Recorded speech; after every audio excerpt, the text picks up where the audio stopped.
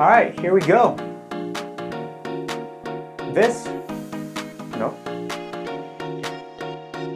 All right, here we go. This is the NZXT H1. Notorious for PCI risers, lighting on fire, a very cool tempered glass design, very, very high temps for your GPU, your CPU, and also massive discounts. A $400 case that I got for $200 with a 650 watt SFX PSU and an AIO built into the case. Very easy to work with. I've been running this for 3 years. About a year ago, I got frustrated with the temps, did the exhaust mod, if you will, where I have a couple of fans that are supposed to be blowing air out to help, and that did help about a good 5 to 10 degrees Celsius, but still seeing insane temps. So what we're going to do is we're going to replace this with this. That was supposed to cut, but I only have one camera, so I'm going to get you some B-roll, but it's in the title of the video wherever y'all are looking. It's the X Proto-N, which is the not so small but not so large version of X Proto's caseless offering. The big difference, this is a very closed case. That is hardly a case at all. You may as well just lay your components out on the table. And if you have pets, like I do, I have a dog who is going to shed absolutely everywhere. It's going to be a mess. It's going to be a nightmare. But man, is it going to just look chef's kiss. And I'm super excited. I'm excited for low temps. I'm excited to not have to mess with this AIO, which it's not bad. It's just loud. It's aggressive. And it has to work really, really hard. I'm excited to not have tempered glass. And I'm excited to not just be crammed into a build. Every time something goes wrong with this desktop, I have to basically perform open heart surgery. You gotta take off this back case. And they've done a good job. It's very screwless. You can just pull off this front tempered glass, which always terrifies me, and the positioning kind of sucks. Ugh. That didn't sound good. You slide off this portion of it, and great, you have access. Well, kind of. So all I can access from here is a PCIe riser. My SSD went bad a couple of weeks ago, maybe a month ago, which led me to this change. All I can do is really unclip the PCIe riser, get to the GPU, which you can see right here. The 6800 XT fits beautifully well. Will fit just as beautifully well. But that's really all that's accessible. I have a back SSD slot that I was able to get to by unscrewing a couple of motherboard screws, but really just not a brilliant offering. The other thing I did was I did shove a 3.5 inch 3 terabyte in here. I know, spinning disks, yada yada, SSDs are so cheap now, but when I built this, I was still paying $180 for a 1 terabyte PCIe 4, which this Prime Day you were getting for $35. Yeah. So I definitely jumped on a 980 Evo 2 terabyte and 1 terabyte for about 120, 130 bucks total. But yeah, that's basically it. You can't really do much else in here without just taking the whole thing apart. So we're gonna take the whole thing apart, and we're just not gonna put it back together. We're gonna put it into the X Proto-N. So let's go grab that. This, like I was saying before. All right, cool. This is, let me get you some light here actually. Oh yeah, all right. This is the XTIA Proto-N, XTIA Proto, I don't know what the company likes to call itself. Build kit, obviously. Microfiber towel to, microfiber stuff.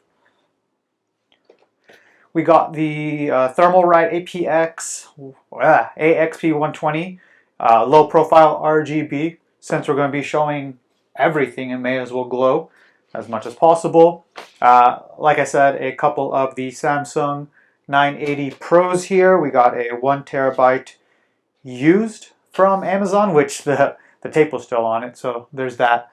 And then, of course, the 1 terabyte that we picked up when the SSD in the H1 went out.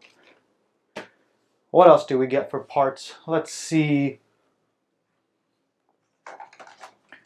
Now, because this is a open build and the motherboard's ports will face vertically up, you could get like a tool to flip it upside down.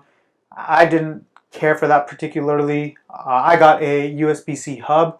This has HDMI in it, which I'm not going to use, but I will probably use the Ethernet, the USB-C, and all of the USB ports. So also not bad. Thanks, Amazon, for taking my money. You're not a sponsor, so I'm not really going to thank you. And that is basically the part list. Beyond that, we're just going to take out what is in the H1, which would be the motherboard, the CPU, the GPU, and the RAM, which is the G.Skill Trident RGB as well. Beyond that, we're just going to take everything else out of the H1 and migrate it. So that means, I don't know where's the front. There you go. So that means, ooh, we're going to have I took a screw out too early, my bad. We're going to have the 6800 XT. The AIO in here will stay in here, and it opened up so y'all can see what's inside, I guess. What you don't see, though, unfortunately, in here is going to, let's get y'all some more light. There we go. Well, here we have G.Skill Trident 32 gigs of RAM, 216 gig sticks. Under here we have the 3900X, which I've had forever. It's a workhorse, it's a beast. 3 terabyte, 3.5 inch disc in here that I talked about. There's no room for that in the XTIA, so I'll probably get an extra enclosure for it. We'll try to migrate everything out of it and maybe turn it into a at-home NAS. So with that, we'll start with taking this apart, and then we'll start with putting the XTIA case together.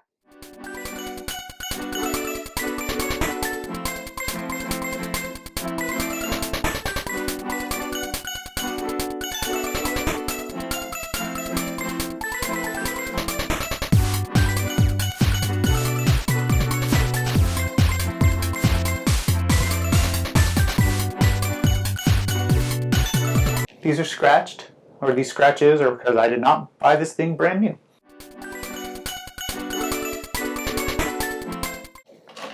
Alright, here is our motherboard, CPU, and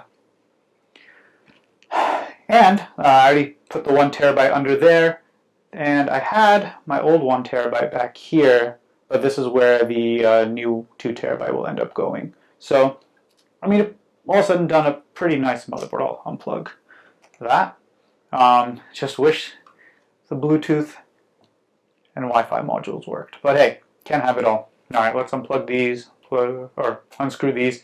We're going to get this excess off. Oh, there went the back plate. Who doesn't want your back plate just falling out miserably, embarrassingly, on camera? And with that, a screw. We'll worry about that a little later. I'm sure the screw will just come jingling out.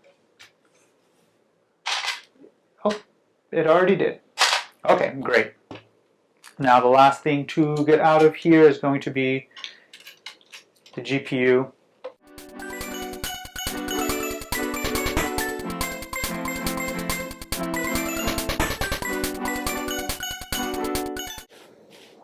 Okay, fairly dusty for never being cleaned, but could have been worse. Could have been worse.